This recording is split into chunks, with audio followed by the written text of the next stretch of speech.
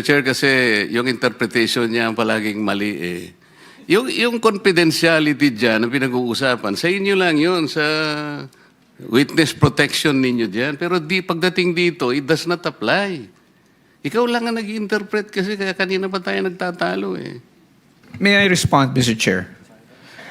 With all due respect to Senator Marcoleta saying that our interpretation is always wrong, the law itself provides for it, Section 7. And we are not raising this, like I said, simply because we want to constrict the investigation.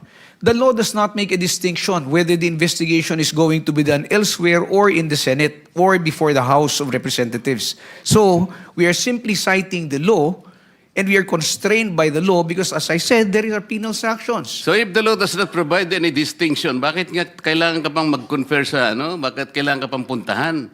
Ikaw na nagsasabi ng walang distinction eh, di ba? So kung nandito siya, let him speak.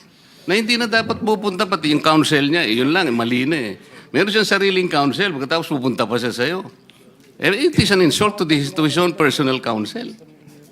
Kaya magulo talaga eh. Gusto kong itanong halimbawa kay Yusek Bernardo, in-apply nyo na pala siya sa WPP. Ni-require nyo siya ng restitution, di ba? Sasabihin mo na naman, that's confidential. Kamo na naman. No, Mr. Chair, I'm not going to say that's confidential. No, earlier, you were talking about confidentiality. You remember the last time? Yes, I did mention that, Mr. Chair. I talked about why are you confidentiality. But with respect to the restitution, I think that's a matter of public record already. Because that was already stated by Mr. Bernardo and he was allowed by the Secretary of Justice. Yes, earlier you were not forthright in answering that. Nung tinatanong ko, ang una mong sinabi, that's confidential. Now, nagsasabi ka, it is not confidential. So, paiba-iba ka ng position eh talaga eh. Hindi tayo magkakasundo. Mr. Chair, if I'm not asking any questions anymore. No, I'm just raising the question to the chairman, Thank you, Mr. Chair. You cannot do that. Thank you. Are we done?